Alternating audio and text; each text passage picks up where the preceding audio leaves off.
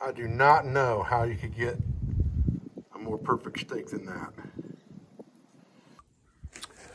Morning, guys. I'm Dave Canterbury with Self-Reliance Outfitters in the Pathfinder School. What I want to do this morning is I want to teach you how to cook the perfect flat iron steak every time. The key to that is the Pathfinder stainless steel skillet and a new item that we've just come out with called the Pathfinder Broiler Rack.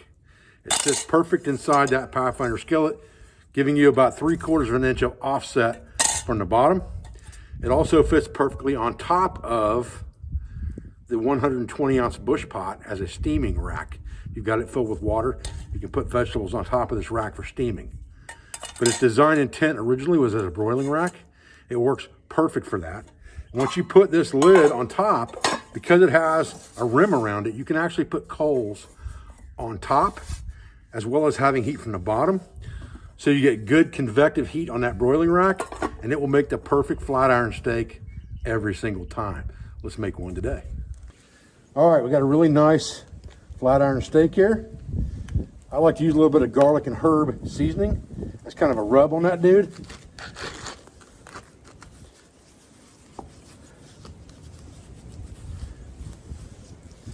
We'll get both sides of that good covered with that rub.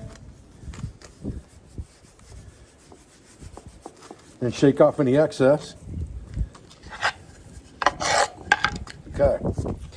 Now, we don't have to do anything to prep this. All we have to do is basically drop that flat iron steak right on the rack, put the lid on, and put her in the fire. Okay, we'll just set her right in the fire here, let her get going. We'll give it about 5 minutes, and then we'll put some coals on the top as well. Okay, let's take a look, see where we're at here. It's been about 6 minutes, so I'm a little bit late with it, but it's not gonna matter. Oh yeah, browning up nice. So now, what we're going to do is we're going to flip that steak over one time, and then we're going to put some coals on the top. So we'll just take our knife, pick that steak up off of there, flip it over, just like that.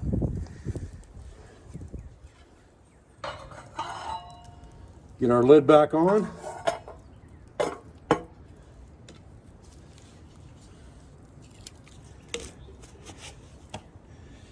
And now we're going to take a few of these peripheral coals and put them on top.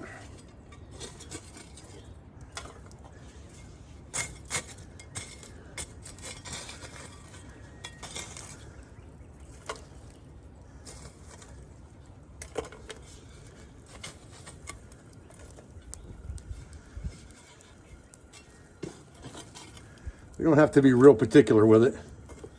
We're getting some ash, but coals are still there.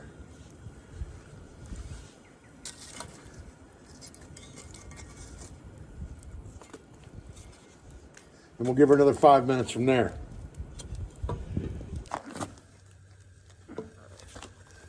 Okay, let's see what we got here, because we should be getting real close. Knock all these coals off the top real quick. Get the majority of that off of there so it doesn't get in our steak.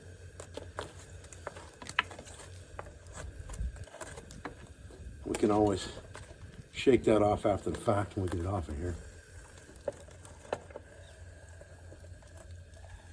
Pick it up easy. There we go. Man, oh man, that looks good. Yeah. That steak looks perfect. Let's have a look at it. All right, let's kind of see where we ended up here. Get a knife out and we'll cut some of that steak open and see what she looks like. I got a feeling she's going to be delicious.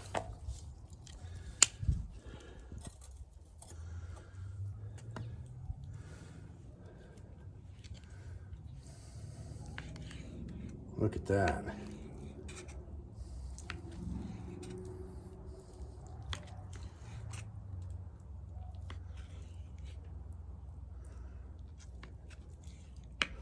Already past the center line here. Nice and red, nice and juicy. Holy cow. Whew. Boy, this don't get no better than that, fellas. Don't get no better than that. I have to tell you that I had to eat a couple pieces of that before I even got the camera repositioned. It's just that freaking good. Holy crap. I mean, whew, man. That thing is cooked absolutely perfect.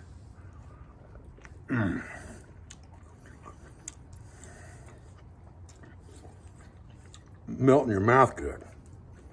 Holy cow.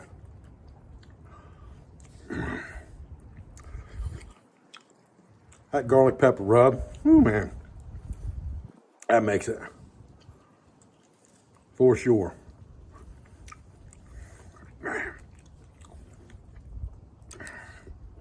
Okay, so the one thing I did want to show you before I gobble down the rest of the steak, I told you that the rack fits on top of this 120-ounce bush pot so that you could use it for a steaming rack. It's a little dirty right now, but you can see that it fits it just like it was made for it.